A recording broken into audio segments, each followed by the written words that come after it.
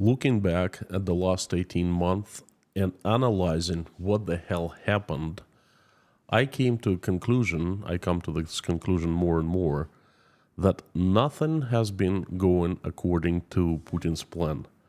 Unlike whatever Russian propaganda has been saying. Nothing. At this point, two things seem very obvious to me. First, Putin solely made the decision to attack Ukraine, and of course it was later supported by all his minions and by most Russians. And second, no one in entire Russia had been prepared for that war, for that invasion. It seemed like it was absolutely crazy thing to do. It seemed like that to everyone. Vladimir Putin has made many mistakes starting February 24th, 2022. Among them are the biggest mistake, of course, was the invading Ukraine, attacking Ukraine itself. That was just, crazy. Then a huge mistake was made thinking that Russian armed forces were strong enough and capable of actually, occupying Ukraine. Another mistake was stealing territories from Ukraine, 4 provinces that Russia annexed last October. Another mistake was switching the country to war-like economy. That's basically sinking Russian economy, and it will destroy it very soon.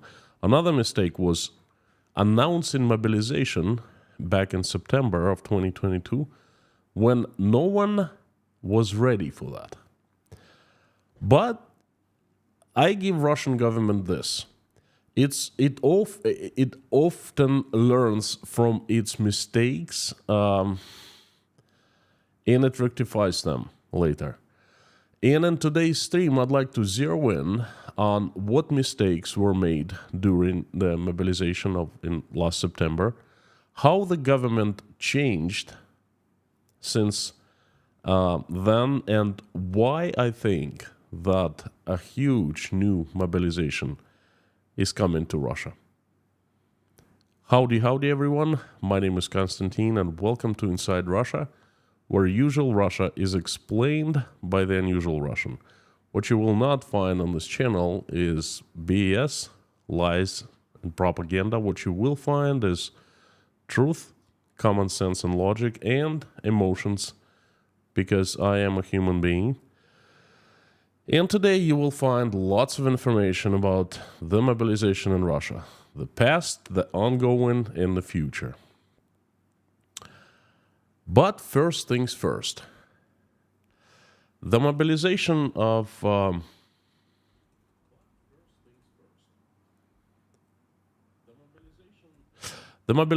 Russian men into Russian armed forces has been going on since September 21st, 2022. It has had 2 phases. The first phase was the active phase. It started in September 21 of 2022, and it lasted for a few weeks in September and October, when, according to Russian government, Russian Ministry of Defense, or should I say the Ministry of Offense, around 350,000 Russian men were mobilized and thrown to the front lines with orders to kill Ukrainians. According to some experts, many more men were mobilized than during that active phase, but we have no way of checking that, so we just simply don't know. Then the mobilization turned into a slow phase, and the slow phase has been going on since then until now. Russian President Vladimir Putin officially announced the end of mobilization, but only in words. Russian Minister of Defense or Offense did that also. They announced the end of the mobilization. But funny enough, when Vladimir Putin was, both of them, but Vladimir Putin was publicly asked if he was going to issue a decree stopping mobilization officially and signing it, just like he did when he announced the mobilization, he refused. He veered off the subject, saying something like, oh, no such order needed, as we accomplished all the goals, we accomplished all we wanted, so basically I'm telling you that it's off. It ended, and that's it. Trust me. Nice, huh? Well, the fact is, this fact, as well as the knowledge of many men, more men, that have been mobilized in the last, 8 months, knowledge from first hands. I know quite a few people who were mobilized after so-called the end of mobilization. It makes me believe that the mobilization in Russia is still going on. Well, I know it's going on. Although it's not in the active phase, and unlike in the fall of the last year, when it was done openly in public, right now it's being done quietly. The mobilization in Russia is alive and well. It's still here. Now, I would like to talk about mistakes that were made back in the fall of 2022. Then I'll tell you how they were fixed, how these problems were rectified, and what awaits Russian men next. I will also tell you why I think that the next active phase of mobilization is coming up soon, and it will be deadly effective and brutal.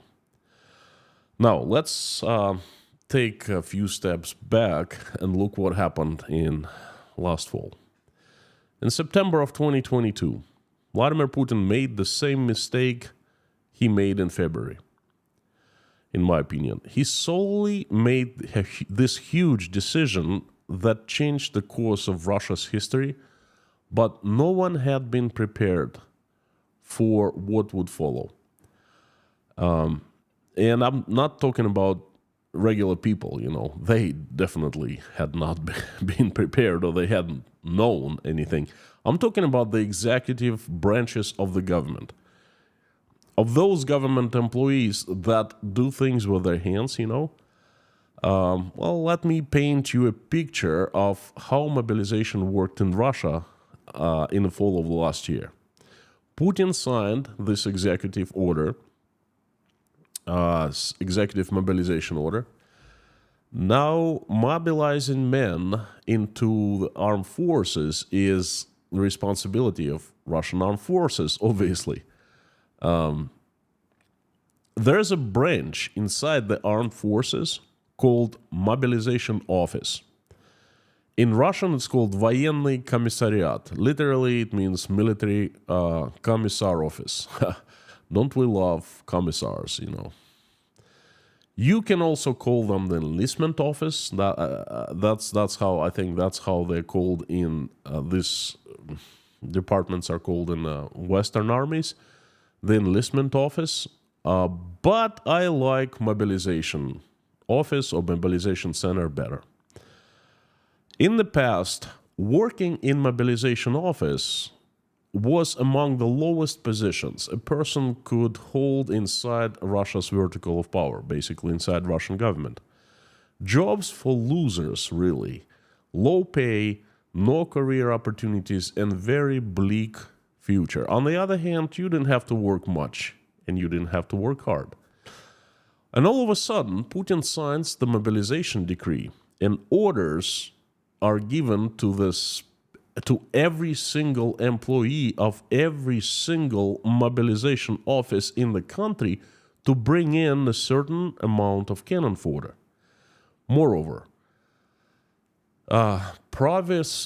this task becomes priority number one in the country in September, late September of 21, and all resources in form of local governments, mayor's offices, local KGB offices, the governors of the provinces, they're all are ordered to help mobilization offices to get people, required people, Even KGB got involved in the process.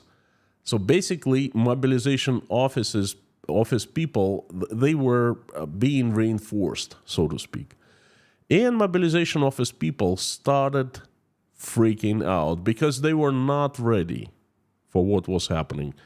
They were understaffed, underfunded, and unprepared. Why? Well, before they thought something like this: who in the right mind would declare mobilization in Russia? Russia didn't have any enemies. Russia wasn't going into a war, so our job was not that important, okay? And it turned out that there were some people crazy enough to do that. Obviously, it was a mistake to declare mobilization without infrastructure and procedures being in place. And that's exactly what happened in Russia in September of 2022. And thank God for that mistake. Around 3 million Russian men were able to flee the country, ran away from bloodthirsty monsters. 3 million Elvises left the building, so to speak. I know, I am one of them. That was quite the time. So,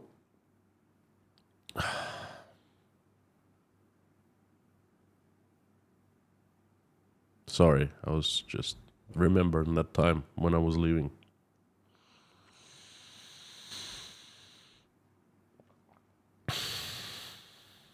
All right. This what started happening. Mobilization people were giving orders, and they said, "Aye, aye, sir," "Aye, aye, captain," "Aye, aye, president," and they just started running away, doing things, trying to get men.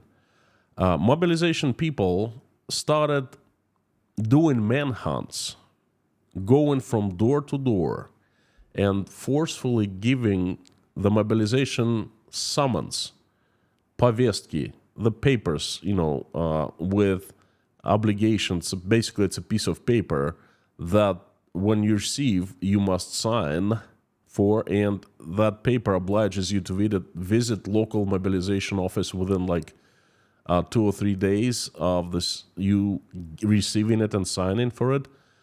That's basically when you show up to mobilization office, they pick you up, pack you up, and send the front lines, Or first they must send you to a training, then it's military procedure. The problem for the government was that there were many loopholes. Men could use so many of them. For example, you could refuse taking paper, this summon, mobilization summon, paper summon, and simply if they caught you, you didn't have to put your signature. You had a right to refuse. For one simple reason. There was no war declared. There still isn't.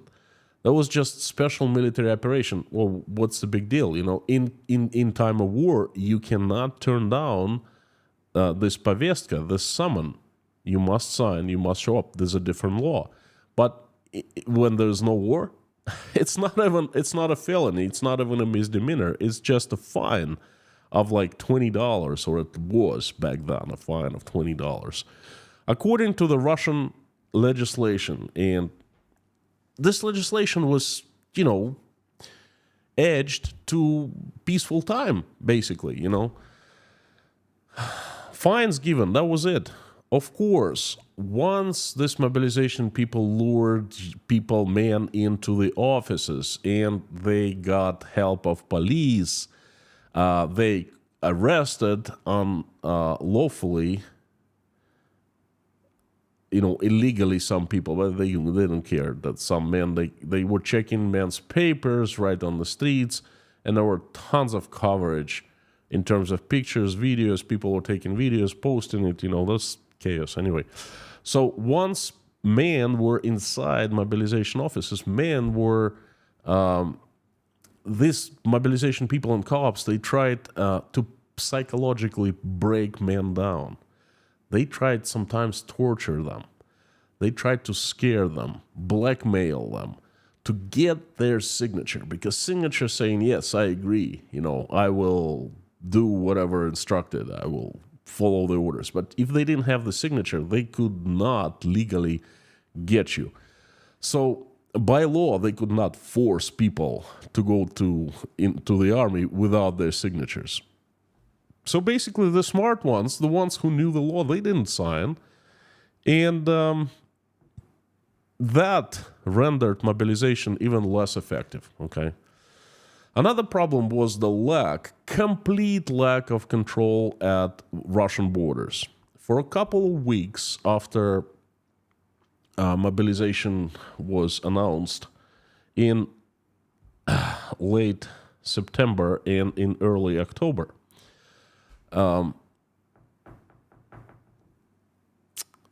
it felt like there was chaos.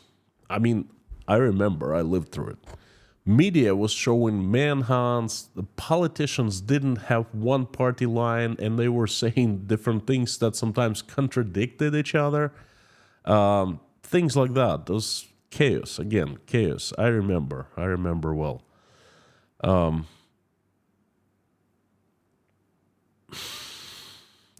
Another problem was lack of systematization.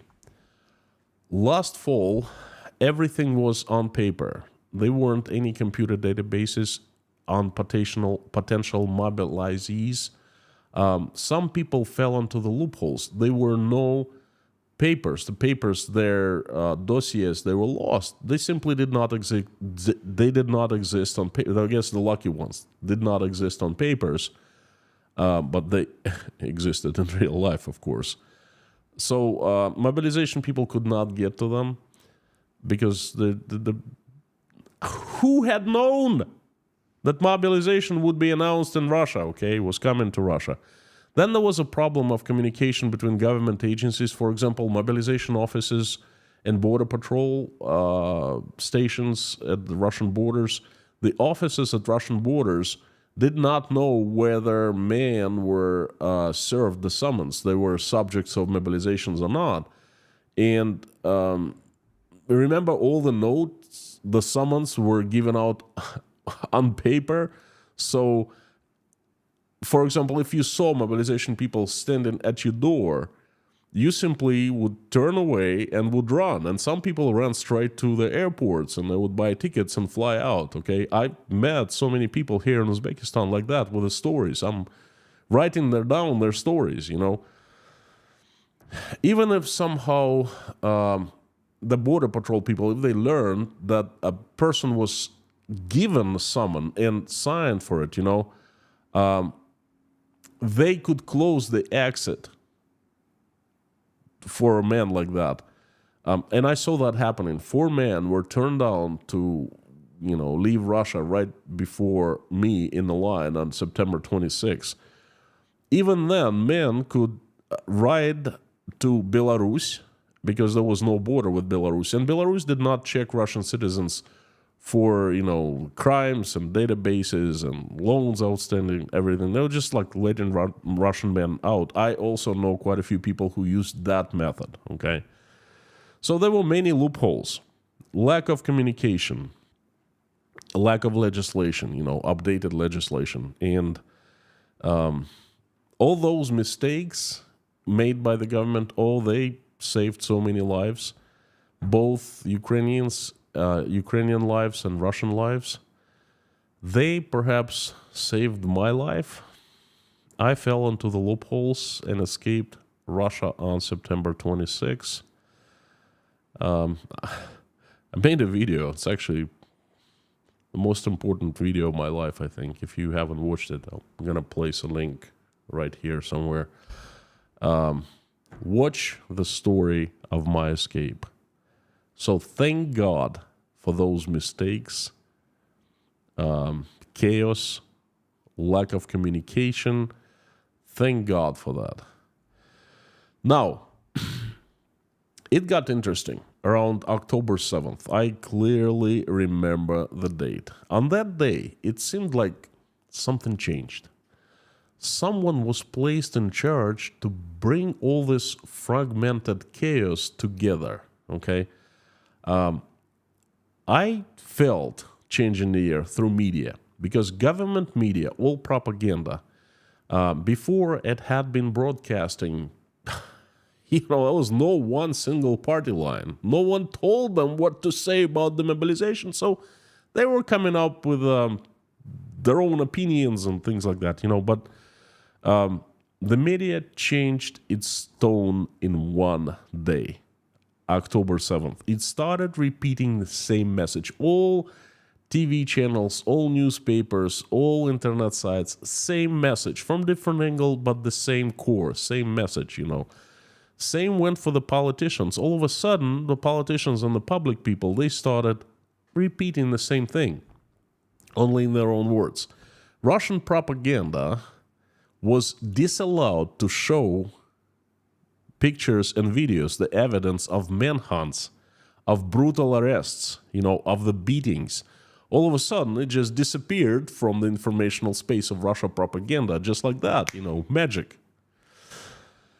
Something in the air changed. They started calming down the society, the people. Main control center appeared somewhere. It was hidden from our side, but, I could sense it. I could sense that someone was clearly placed in charge. I could see, I analyzed a little bit what was happening days after, and I could see 3 goals that someone was setting. The one goal was short-term and 2 goals were long-term. The first short-term goal was to successfully finish this phase of mobilization, to get as many men, as many cannon fodder as they wanted. Officially, it was, again, 350,000, but, God knows what was the real number.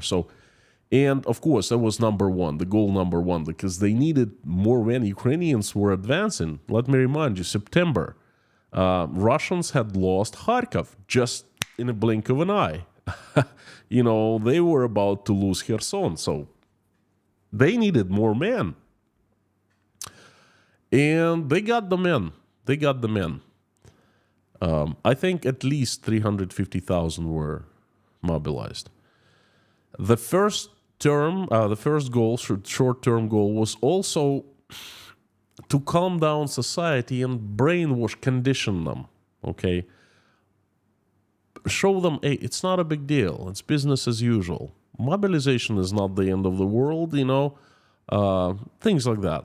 The second goal was long-term, and it was to create unified digital system that would allow to effortlessly, instantly, and effectively locate and mobilize any man in Russia at any time. And the third goal was long-term, and it was to change and update the legislation so man would be forced to comply with government's orders. 3 goals. Again, no one has talked about the goals. No one has said, no one has mentioned one thing. This is what I have come up. And I started watching what was to follow. And I'm going to give you, of course, I was making notes and records, and I'm going to give you the milestones, what they have done.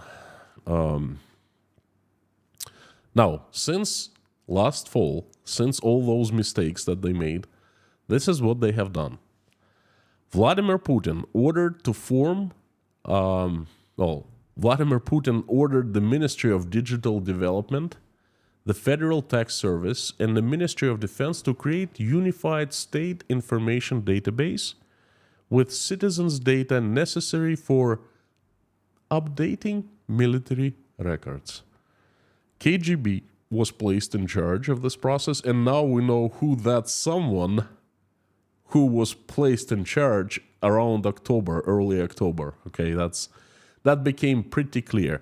And this order was the first major move to kind of sort out this mess and create a new mobilization system that would be much more effective. And it happened on November 25th, 2022. I made a community post about that. I mentioned it in the streams. I made it public. To me, it was the first step and a major one. And Vladimir Putin ordered to create such database by April 1st. Okay. Then the next was this order was given by Vladimir Putin on November 25th, 2022.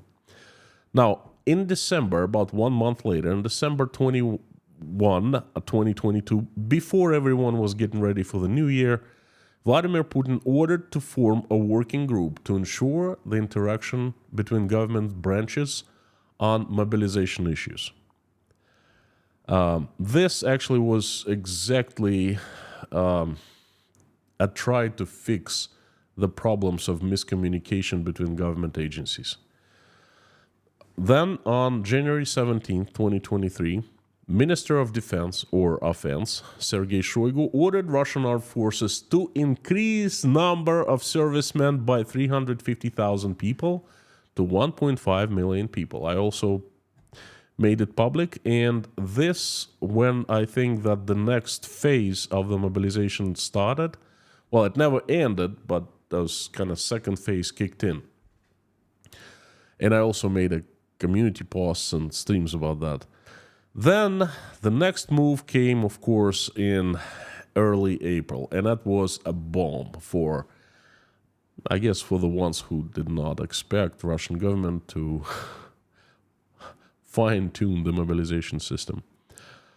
The existing mobilization law was amended to bring it up to date. Basically, it was changed.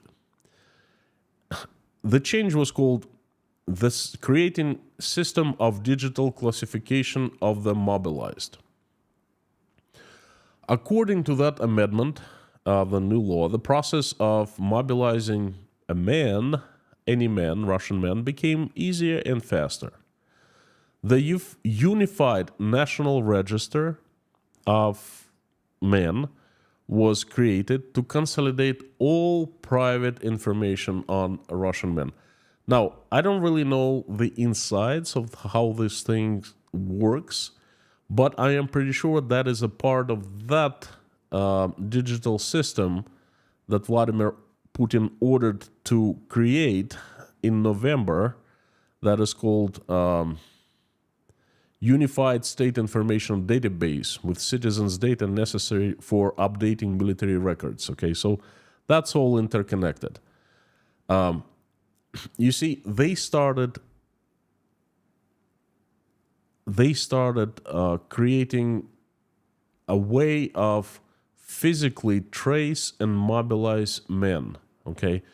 And then at the same time, they started changing legislation.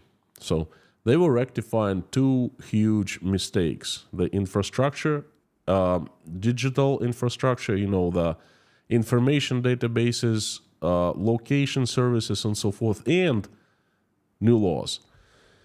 So, according to this bomb of a law, new amendment, and it was made on April 11th, 2023.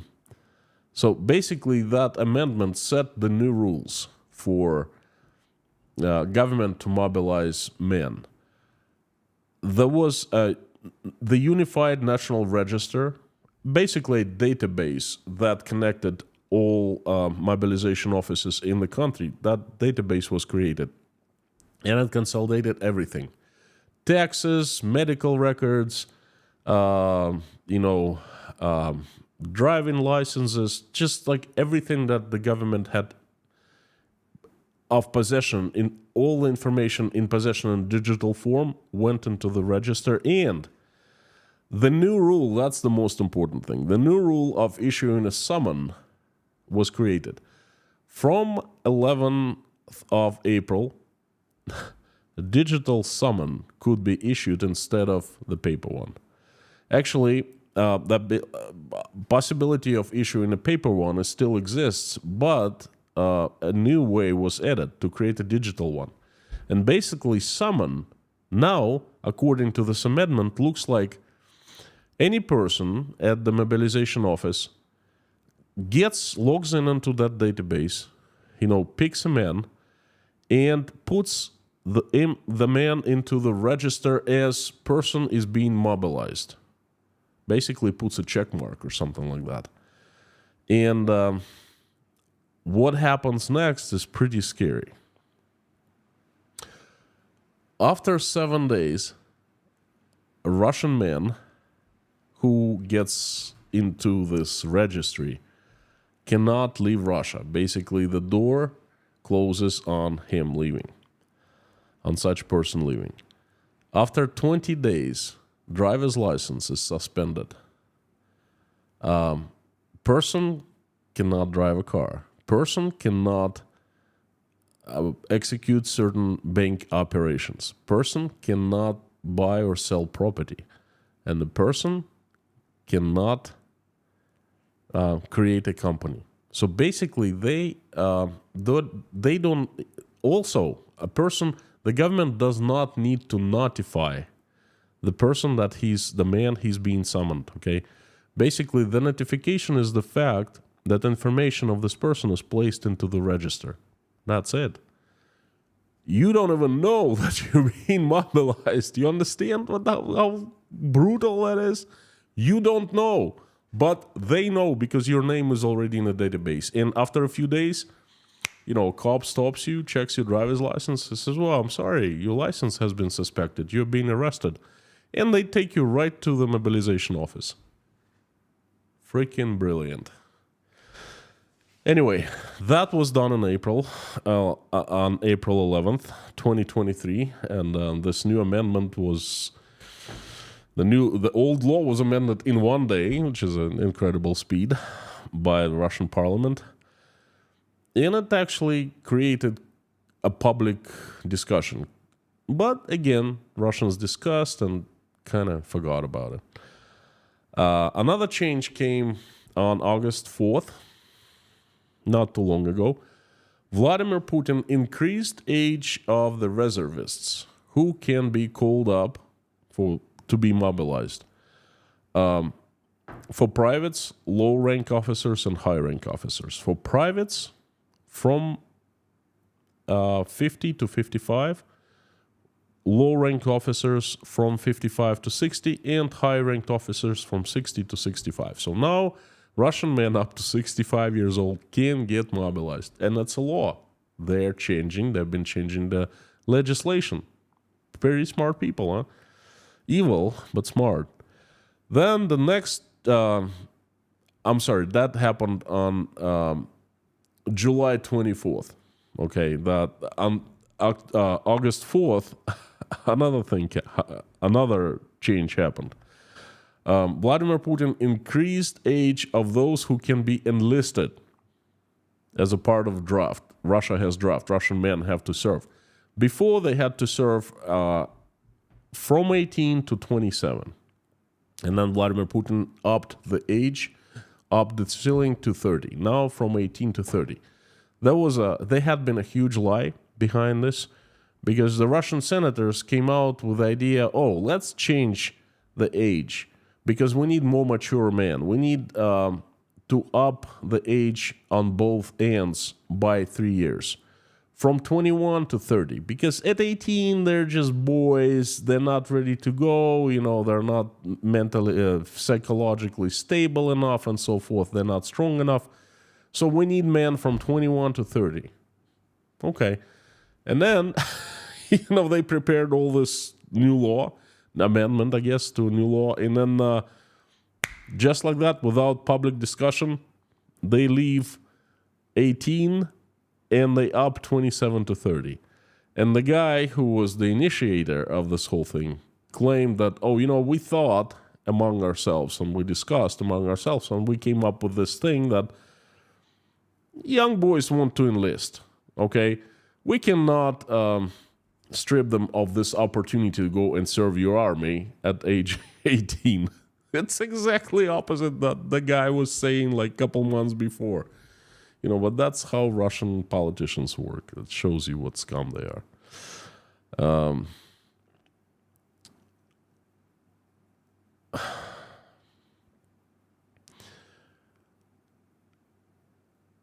Another big blow to Russian men came on, again, August 4th of this year, when Vladimir Putin signed a little tiny change, in existing law that he had changed before, a couple months before. So the change came in the form of not being able to leave the country.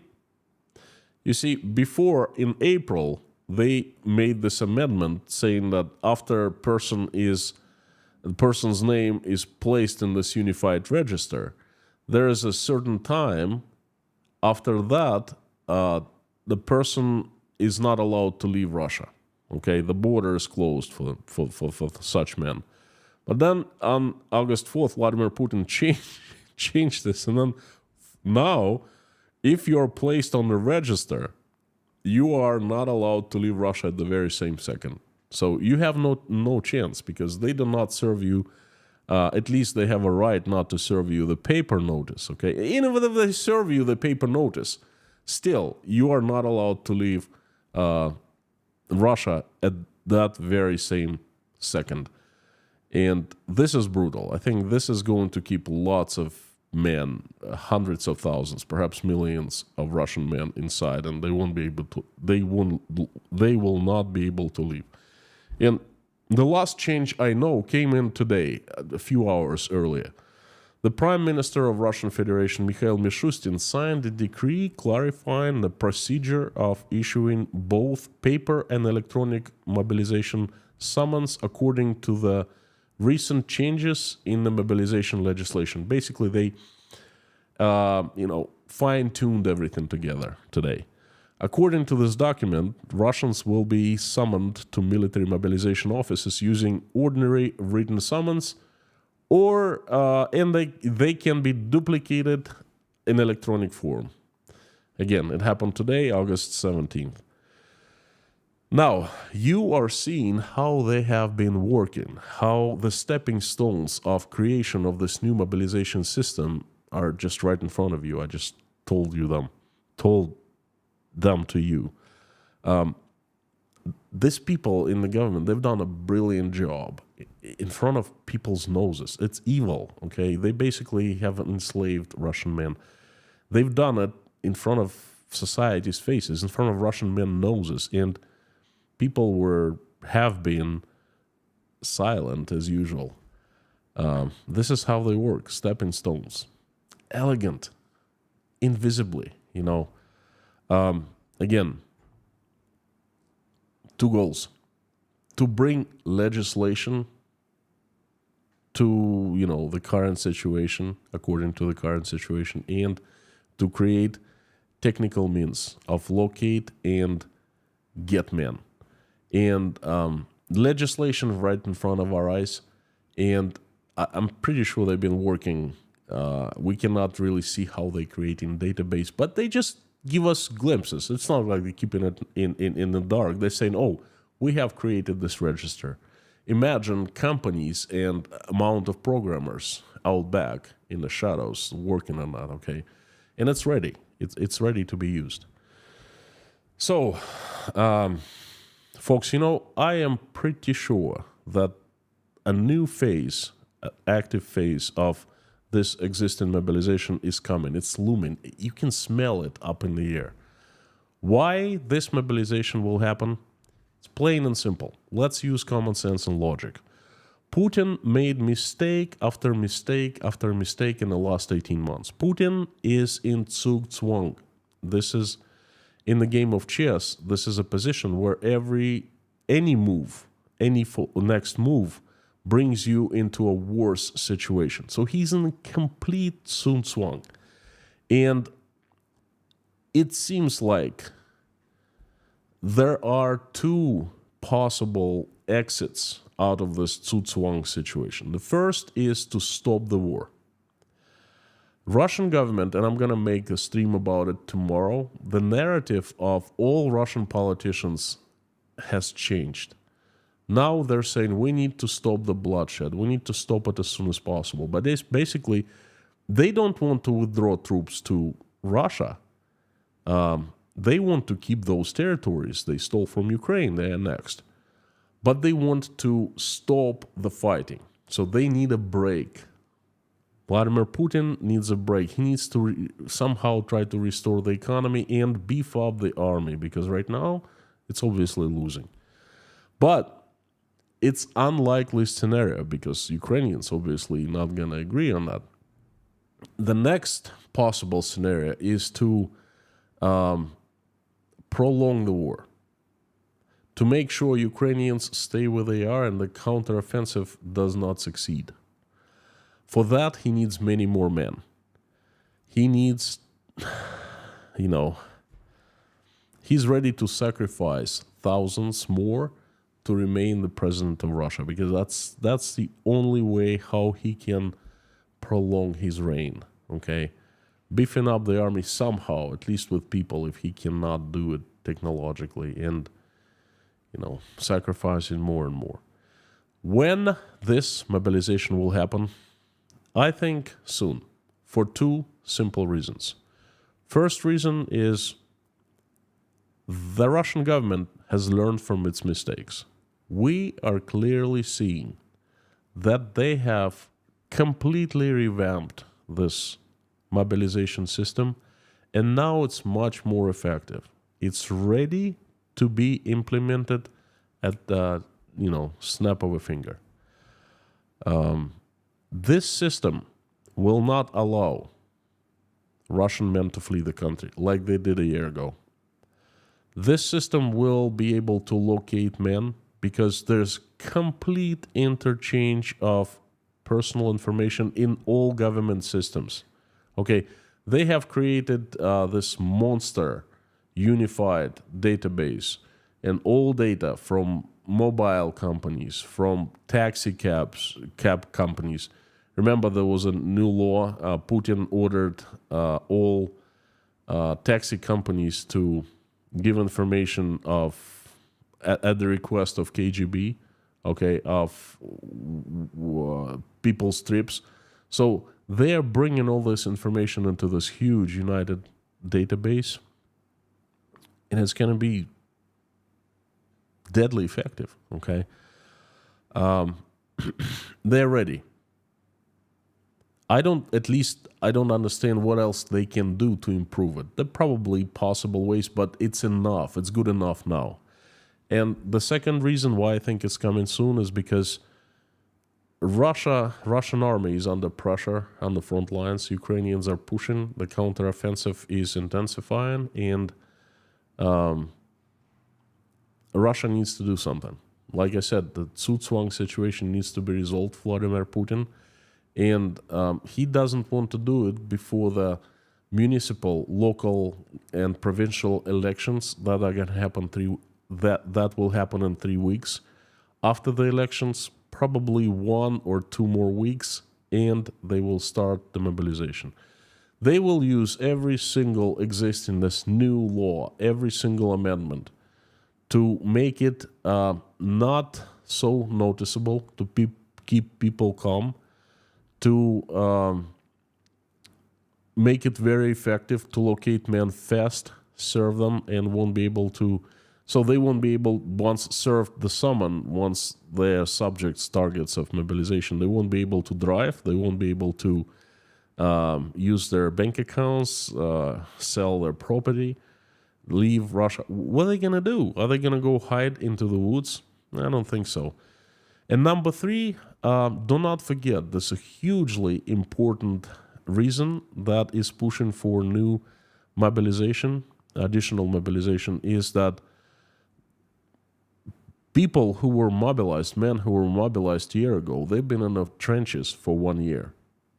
A rotation is needed, okay? They're tired, they're going crazy, they're probably drinking a lot. And the Russian army morale is all-time low. If fresh cannon fodder is given to the front lines, probably it will boost the morale, just common sense.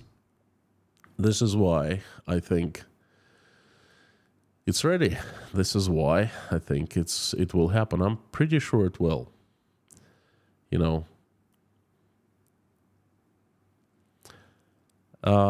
It feels like back in October of last year, they actually came up with 1-year plan, created the roadmap, placed people in charge of processes, set milestones, and started working. You see, I understand. I've been involved in many construction projects of power plants. I understand this language. I understand this is a project. I understand how projects are executed. You plan, you execute, you get feedback, you go and change. This is ABCs of business, basically. And I'm seeing that they have done that. And the work is pretty much finished. The new mobilization is ready. This new system is upgraded, improved. It's ready to be turned at the press of a button again, or a snap of a finger, or whatever, signature on paper. At this point, I have a pretty strong gut feeling that the Russian government is somewhere pretty close to being ready to descend the Iron Curtain upon the country. Not just mobilization. There will be many other things. There will be blocking of internet or part of the internet. There will be, right now they have recently, like about 10 days ago, they have started very actively blocking existing VPN services in Russia. So there have been lots of troubles accessing blocked sites such as Facebook and Instagram. Those are forbidden sites. They're considered extremist sites, They most likely will try to limit YouTube. And I think that this coming descent of the Iron Curtain will be triggered by this new total mobilization, because not just mobilization system is in place. They had time to prepare for other things too. Am I right? Time will tell pretty soon. I am usually more often right than wrong, because I base my opinions on logic and common sense, and I do quite a bit of analysis. Sometimes I'm wrong, but in this particular case, I am so hoping that I will be wrong. Because the possibility of Russia turning completely evil, completely isolated, completely surrounded by own Iron Curtain, the new one, the digital one, it's downright scary to me. It definitely will be good for one person, Vladimir Putin, perhaps for few of his close friends, the rulers of Russia, those higher-ups who control everything.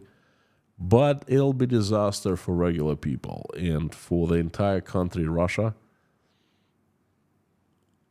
And it's going to be disaster for such a long time, for decades. And I am so hoping that this time I will turn to be wrong. But time will tell. Thank you so very much. It's been an honor to be able to deliver this message for you. Thank you for watching. Fantastic to see everyone. Please let me know what you think. You found this interesting, useful, let me know. And I would like to invite everyone to carry on into live stream chat. That's my most favorite part, where I interact with you and we converse. I will try to answer all the questions that you throw at me while I am turning on the live stream chat. I'd like to, as usual, ask you a couple things. First, would you please help me out to spread this message by making reposts in your social media accounts? That helps, believe it or not. And please, if you found what you heard interesting, hit the like button and subscribe to the channel so you don't miss any further updates. Also, I have a Telegram group, Telegram channel called Inside Konstantin's Russia. Description will be in the link below after the end of the stream, so please join. I give some extra information there too. And if you'd like to buy me a coffee or tea or become a patron and support the channel, I would not mind that at all. Thank you so much in advance. And let me turn on the live stream chat. It's on. Fantastic to see everyone. In case you're here for the first time, I am officially notifying you that we have the best moderation team in the world on this channel. Lorna, Mami K, Bob S, Harry Potman, Black Cat, and Mr. Amir Fazad are good friends and fantastic moderators, the best in the world. So thank you, friends, for coming back. Thank you. And the usual suspects. And my second message to you is this is the best community online. I'm pretty sure of that. So thank you for coming again. Thank you for giving me your time, your attention, your love. Fantastic to see everyone. Thank you. If you want me to hear your, to read your question easier or not to miss your question or comment, please put it in caps, put inside Russia after @ so it appears highlighted in a large orange box.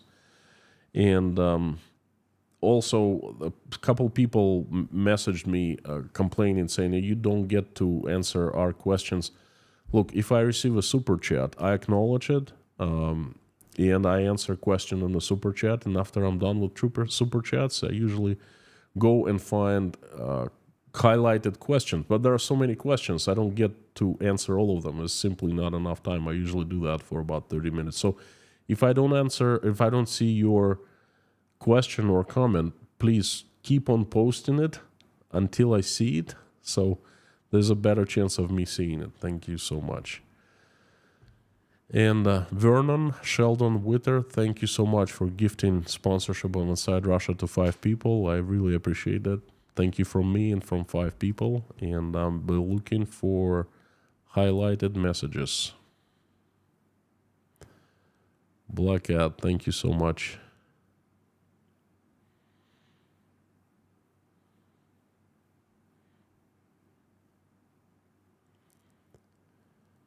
Looking for the questions in caps and highlighted.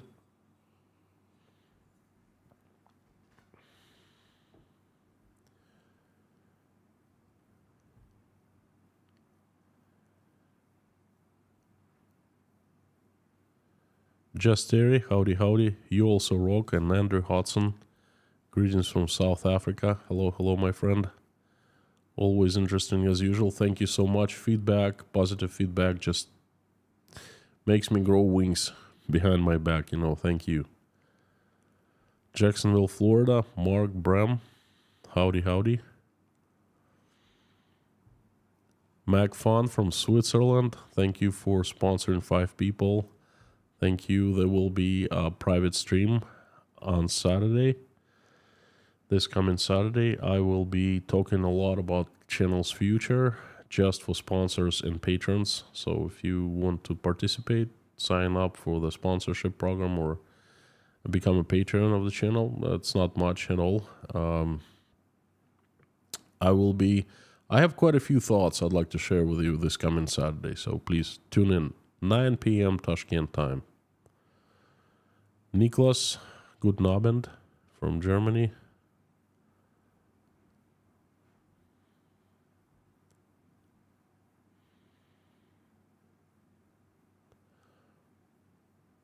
Vernon Sheldon Witter from Hawaii. I hope you're staying safe. I hope you have not been affected by this terrible tragedy that people of Maui have gone through. God bless you, people. Carol from League City, Texas. Texas, where everything is bigger and better, right? There's a question from D. Saleh. Hi from Seattle region. Question, how do you think BRICS and gold will affect Russian economy? Going to gold will affect Russian economy. Will it help? No. I don't believe that anything well will come out of BRICS. I'm sorry.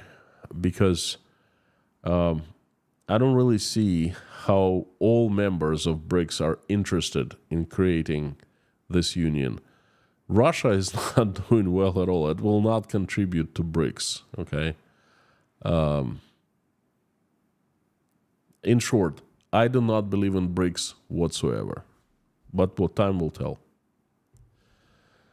Patrick, thank you so much for joining sponsorship program. Welcome to Inside Russia. Again, please come on Saturday to our private live stream. This is my way of saying thank you.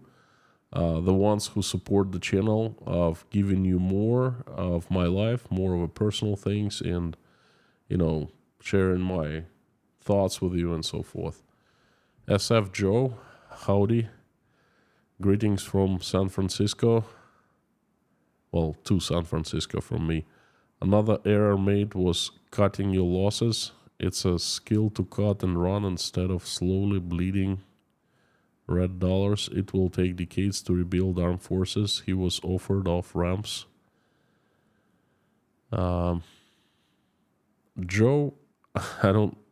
Oh, another error made by Putin was cutting your losses.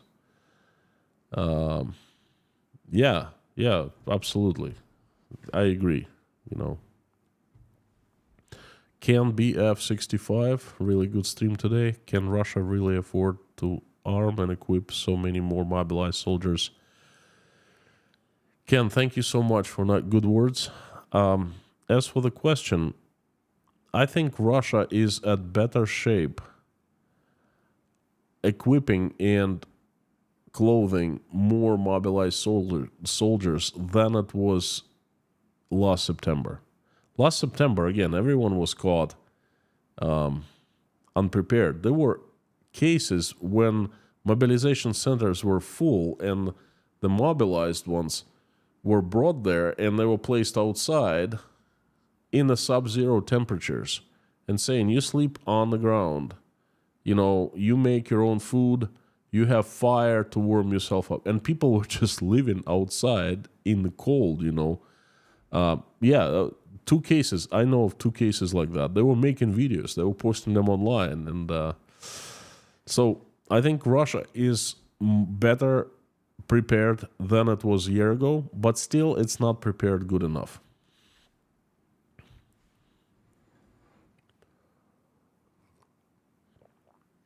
Dan Caldwell, howdy friend.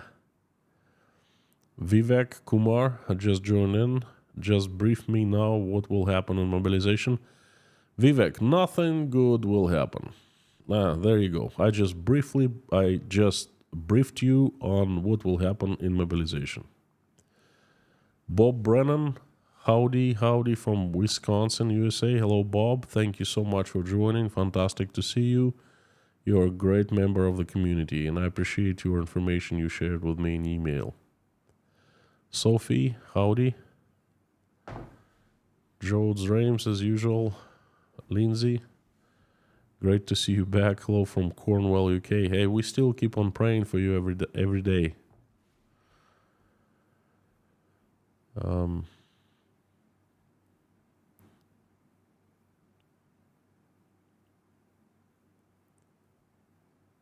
WP Land of Taxes here. Sam K, thank you so much. You always have good words about me. Thank you. Sandam, it would be a shame if those data centers with mobilized data would get hit by drones. Anyone got Budanov on speed dial?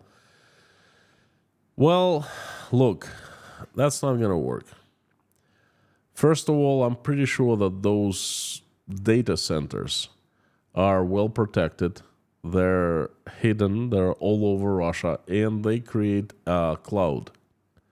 You hit one part, how can you hit servers of Apple to destroy iCloud? You can't, because iCloud is what it is. It's a cloud, You need to destroy the entire infrastructure, which is not possible, I think. Richard Burris, thank you so much for Super Chat. Great analysis on the mobilization. Thank you so much. I'm very glad you liked it. Thank you. Compromised. You said Putin will be gone by the end of the year. Do you think he will stay in the office if the next mobilization is announced or if they die in Ukraine after a few weeks? You putting me on the spot here. I still do believe that Putin will not last until 2024. Well, I can be wrong, of course. I've been wrong quite a few times. I don't know. But this is what I'm feeling at the moment. And I still stand by my opinion. Do I think he will stay in the office if the next mobilization is announced? Well, he's going to be the one making the decision. So he will stay in the office at least for some time. Or if they die in Ukraine after a few weeks, he wouldn't care. I think that he might be removed for different reasons, not for the reasons of mobilization. If too many people die, up there in Russia, they don't care. I mean, how many people have already died? How many Ukrainians have died? If those people had hearts, they wouldn't be doing that. They don't care. I don't think the people are people for them. I think they're numbers, okay? So, I think that if Putin goes, that's going to be for different reasons.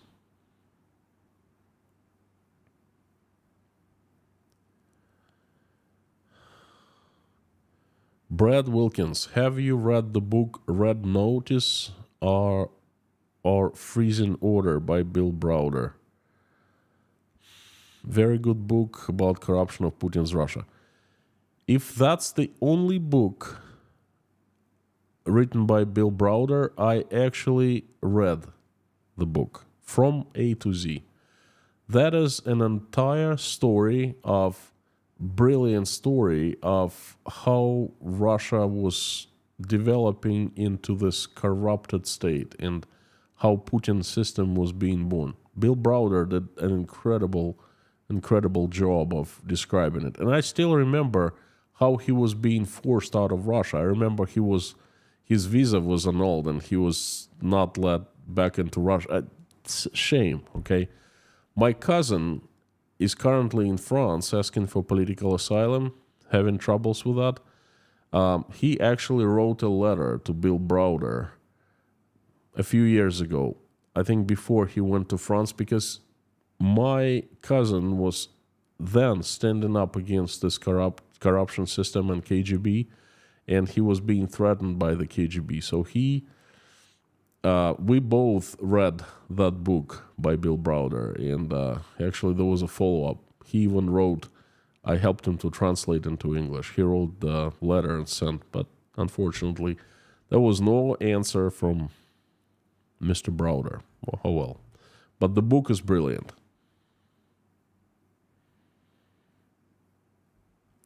Gloria, howdy. Russia has not got reserves on the front line. Troops have to be moved from quieter areas to where the fighting is fiercest. Mobilized soldiers will be sent to the front lines. And this is exactly what I said at the end. The reason number 3, I think, that the mobilization will be announced is that they need more fresh cannon fodder, more mobilized people to throw them into the front lines, to rotate the ones who have been there for 1 year already, so they can at least get some rest. I mean, there's no way, if you don't do that, those people either going to be drinking like crazy or they're going to go nuts, or, nothing good will happen out of that. Wendy, Mr. K, how important is Navalny's manifesto? Well, to be honest with you, I have not acquainted myself with Navalny manifesto. I know what he wrote. I know that it's been out. It's been making splashes in the Russian media, independent media that's based outside Russia. But I have not read it yet. Okay, I will do so, and I will get back to you in one of the later streams. But anything Navalny comes out with, any letter, any information, is definitely worth reading, worth thinking, analyzing, because Navalny is Navalny.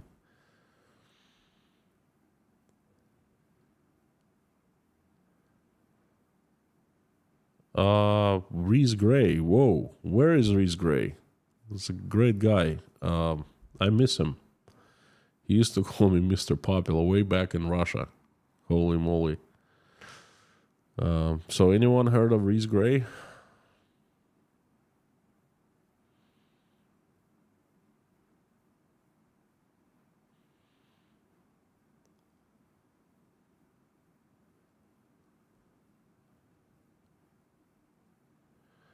Diana, it's all feeling very bleak in the moment.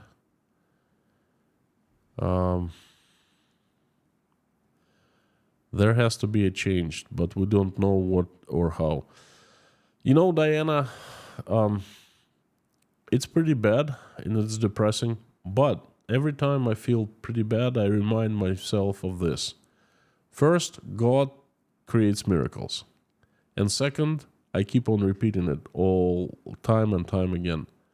Our lives are so much deeper and colorful than our understanding of our lives, and anything can happen. So things usually work out for the better. We'll see this time.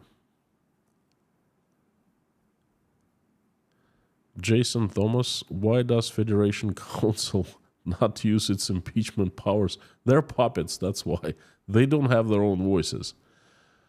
Antonin Arlandis, thank you for your support. There's no message, but this message is heard. It's powerful enough. Thank you. Geo Village Networks, thank you so much.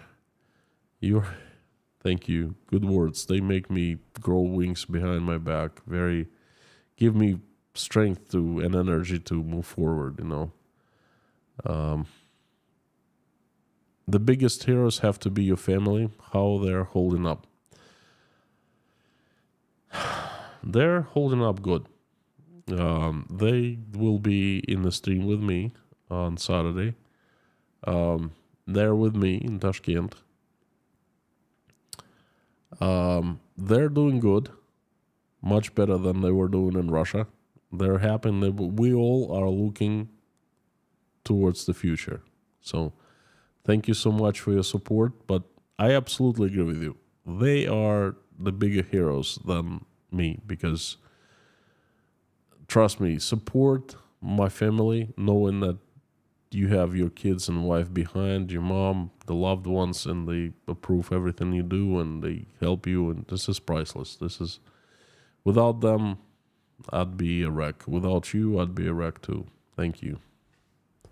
Jason Carney, the champion of Super Chatting, the champion of Inside Russia, thank you for coming back. And, you know, as usual, from me and my wife, big thank you. Thank you, thank you, thank you. And thanks for gifting membership to 5 people. Thank you from me and from 5 people. I don't know. How many times should I say thank you? 100? Vernon, can people in Breakfast Club find out if they're on the database? No, they can't. We cannot find out until we're served the summon. And the summon can come in form of paper. Again, they can serve you physically, or it can come in form of electronic message through this system called Gosuslugi. The state services, it's a government system. You log in, and it's pretty convenient. It's a database of everything. You can apply for driver's license. You can apply for new passport through online system. You can apply. This is so convenient. This is incredible. But from the moment they created the system, I felt something fishy about that. Everything was great, but I was looking for a catch. It's like, what is the catch? What? And this is the catch. This is the catch. They serve you summons, and they basically can get you, according to this new legislation, through the system without even you knowing. The next time they check your driver's license, routine stop, and like, oh, Mr. Constantine, looks like you've just broken the law. You're driving with suspended license, or, well, come with me if you want to live. Things like that. So, gosh. Trust me, we talk about that in the Breakfast Club quite often. Jeffrey S., howdy, the official humor advisor of Inside Russia. Howdy, friend. Hope your knee is good, getting better. Daniel McInnes, thank you. No message, but this message is very powerful. Thank you. Heard and appreciated.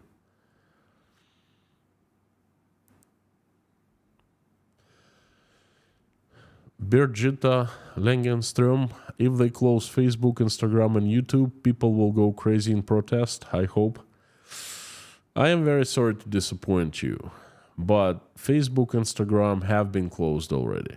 You cannot access them from Russia. You need to have VPN service, but they are cracking down on VPNs pretty hard right now, okay? YouTube is not closed, is not blocked, but they have these two new Russian YouTubes, not YouTubes, but the systems that least resemble YouTube with some entertainment content that's called RuTube, Russian Tube, and VK. So lots of people post videos there and things like that, and they even pay money for that. So once they close YouTube, people will just switch to RuTube and whatchamacallit, VK. So I'm afraid not. Hit it while it's free. Well, it's gonna be free. If you're talking about the like button, Mr. Prince Amir Fazat, it's gonna remain free. Vernon Showers, thank you so much for your for your support. Thank you. Coffee Cake, good Nabend.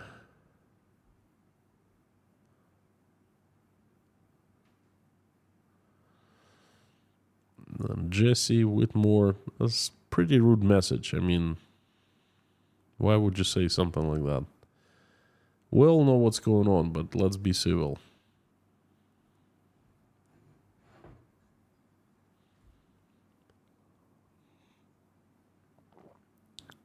Roy Cousins, howdy. English only. Agreed. The highwayman said day here today. Tomorrow our dog will have to be relocated since it gets so stressed from a 1-year-old and gets defensive. Feels like losing family member. I'm sorry to hear that. Something happens. Sometimes good things happen, sometimes not so good. Compromised. What are the biggest topics Russians are talking about at the moment? Do they care about Ukraine? Do they think more about it when we think? Do they think more about it when that we think? Are they not talking about it? Good question. Good question. I made a stream. It's called Why Russians Lack Empathy. They do not empathy. I can't say for all Russians. Russia is a big country. There's 100 plus million people live there. But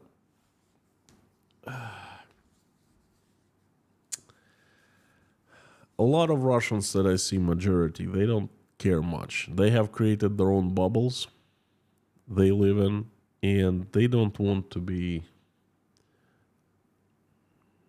bothered with this information because it's gonna hurt. They know what's going on, okay, but they try to push away the thoughts about that because the thoughts are very hurtful.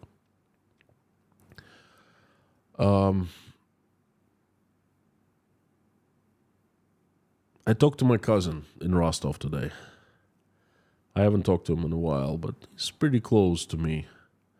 He's 63 years old. He's been like a pretty important figure in my life, and I talked about him. He was chilling. He's not doing well financially. He was pretty rich at one point. He lost a lot, partially due to the government, and he's not doing well financially at all right now. He's got diabetes, not doing well with his health, and he was pretty sad. And when I started talking about Ukraine with him, he never yells at me or raises his voice, but he was very forceful, said, I don't want to talk about it. No, please don't even say anything. I don't want to think about it. It hurts. And this is how most people live. They don't want to talk about it because it hurts. well, sooner or later, their bubbles will be burst, and it's gonna hurt hell of a lot more, okay?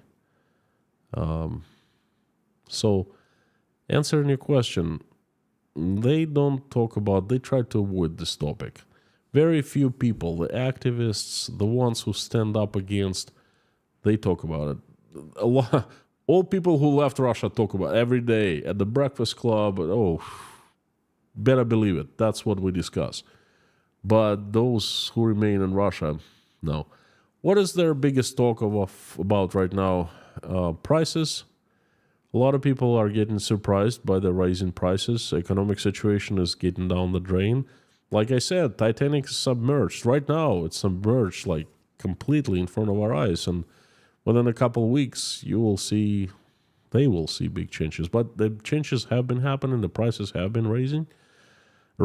And that's what they talk about. Oh, what the hell is going on? Open your freaking fudging eyes. It's been going on for 18 months, okay? You gotta be so dumb not to understand what's awaiting for you. Well, sooner or later you're gonna learn. That's what they're talking about. Sorry. MacFun, will the conflict in Ukraine be frozen just like in Korea? There too, the great powers divided up the country for their own interests. This is what Putin wants. That's the ultimate goal. That's the exit out of Tsutswang, the successful exit for Putin. He wants that. He wants to freeze the conflict, and he wants everything to remain what is it right now. The likelihood of that happening, not very high.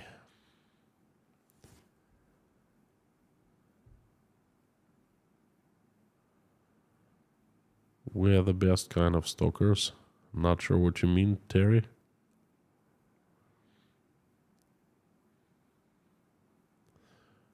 Lorna is the queen of a quick draw. Don't upset her. That's good advice. Time up, says Nightbot. Yep, gonna be wrapping up soon.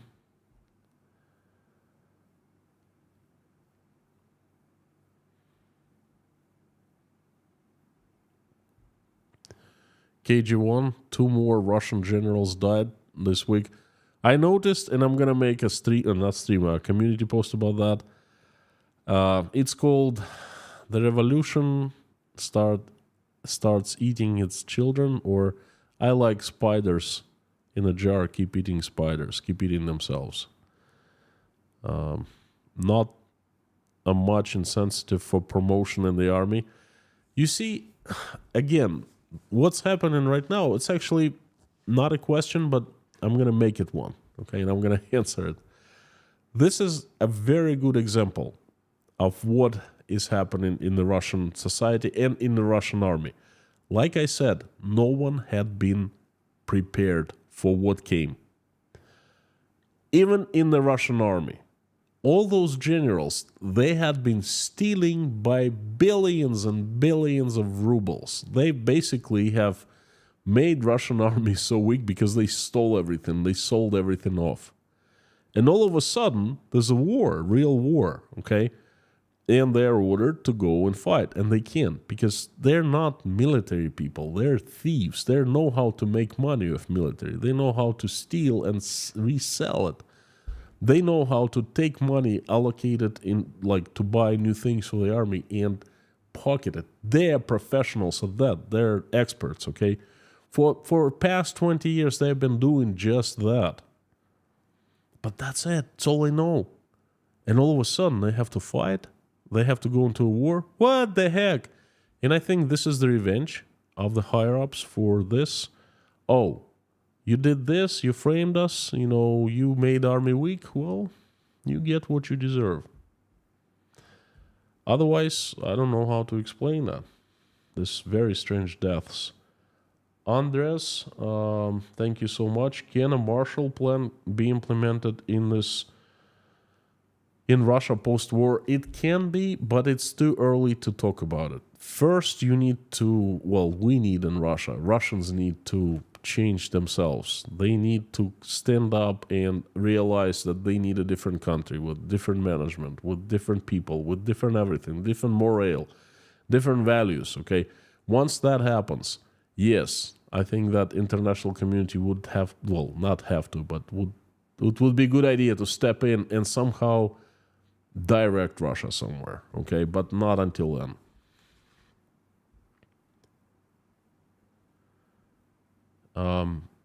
Persona Incognita, thank you so much. Thank you. God bless and protect you as well. Thank you. I think this is it. I have not missed anyone. All right, last question, not from Super Chat.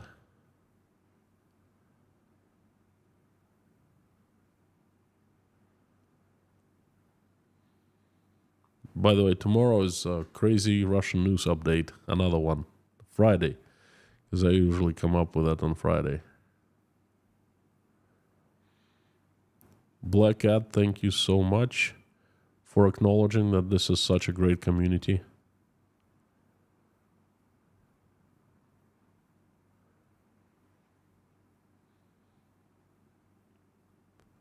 Okay, the last question from Jason Thomas. Are State Duma puppet Muppets too? Puppet Muppets. What's that? Someone should be able to pull strings. What's very well known who pulls the strings? That's one of the puppet masters is the speaker, Vladimir Putin, his friends that surround him, his closest circle. Basically, they say jump, and everyone in parliament says how high. You know, that's very known. They haven't created this political party called United Russia and made it the majority in the House for nothing, you know.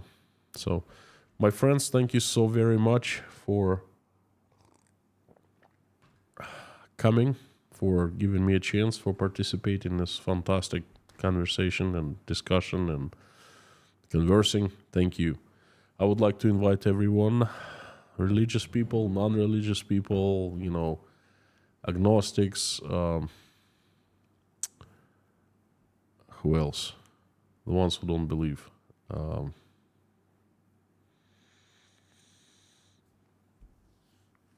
Atheists. There you go. Atheists and everyone. Just let's ask, let's pray for people and send them good wishes, good vibes, and, you know, good thoughts. That never hurts. And it always helps. Let's do that. Please pray with me. Dear Lord Jesus Christ, thank you so much for giving us this day. Thank you for giving us this life. Thank you for putting food on our tables and giving us roofs over our heads. Thank you for surrounding with people who love us and who we love. Please give us wisdom to keep the skies above our children's heads peaceful. Please give us wisdom to raise our children the way that when they become adults and grow up, they will never engage in any wars, and they will make this world a better place. For now, please keep our children safe and healthy. Please help stop bloodshed in Ukraine. Help the Ukrainians, answer their prayers, make the wishes come true, send them soothe their souls, send them recovery. Send angel to every Ukrainian. So angels, people, keep people away from harm's way. Please reach out and touch the hearts of those who are responsible and capable of stopping the bloodshed and responsible for starting it. Please thaw their hearts with your love. Fill them with your love. Give them empathy, mercy, forgiveness, so they wake up and they will see what they have done. They will get terrified and make a decision to stop the bloodshed. Dear Lord, please help my country, Russia. Assemble your strongest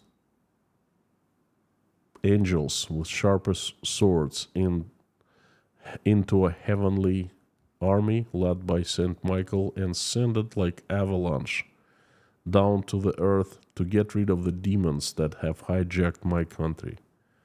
Please have angels run Russia, make it loved, loving, respected, respectful, and peaceful. Please help everyone who is traveling, send them safe travels. Help everyone asking for political asylum, seeking for political asylum, or any other asylum, running away from bad people, running for their lives. Please help them. Help single mothers who are raising their children and struggling to make ends meet. Send help their way. Please help all the Ukrainians who are suffering from Russian strikes. Please, God bless those who are helping Ukrainians open their wallets, hearts, minds, sending them prayers, and opening their doors of their homes. Please help people of Maui who have been affected by this terrible tragedy, the wildfires, and send relief and help. Dear Lord, please help all those who are hungry, sick, jobless, homeless, depressed, struggling with their faith, not feeling good about themselves, addicted. Please shine your heavenly light upon them and fill their hearts with love and surround them with warmth of your love, so these people will feel better about themselves, will feel like good human beings again, will feel full of power, full of love, and will have a chance to make their lives better by taking good actions. Thank you so much for allowing us to create this community. Thank you for allowing us to pray. Please help everyone who's praying along with me right now or simply watching us pray. Make everyone's wish come true and answer everyone's prayer. Dear Lord, I would like to ask you to help some people who need your assistance, your love, your attention very much. They are Jason Connor, who has a brain surgery coming up soon.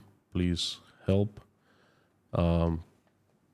Send your angel to help him out. Please help the doctors who will be performing the surgery so everything goes well and he recovers and he joins us again watching the streams every single day. Please help a little girl called Sarah.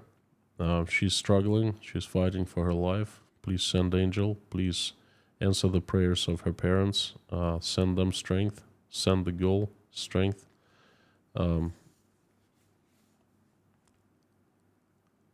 Return Sarah to her parents healthy. She needs all your help she can get right now. Sincerely asking for her, please send her angels and send all kinds of help that she needs.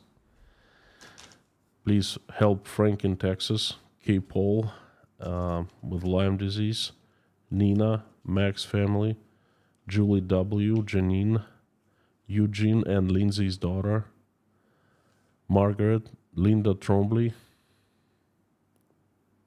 Yorkie's mom, Hannah, Julia Haney, James Gentz, China Bill, Sarah Stokes, James family, Vasilin Lubomirov, Jeffrey S., please help recover after his knee surgery, Susie Mailer, Heather, need sleep, please help with insomnia, Gloria Roberts and her brother Dave, Greg, Jim and Shirley Hall, Ann Larson, her family and daughter Hannah, Delaney and two daughters, Patty L, Sherry Morin, CKOC, Brian Wilkes, Amir's Uncle Dicky, Liz Dumbrell and her family, Ripted, daughter of Aspen English, Susan, Paul, Darla, Rudy Kaisley, Paula McDonald, White Lightning, George Ruberty, Dave Strain, Pam,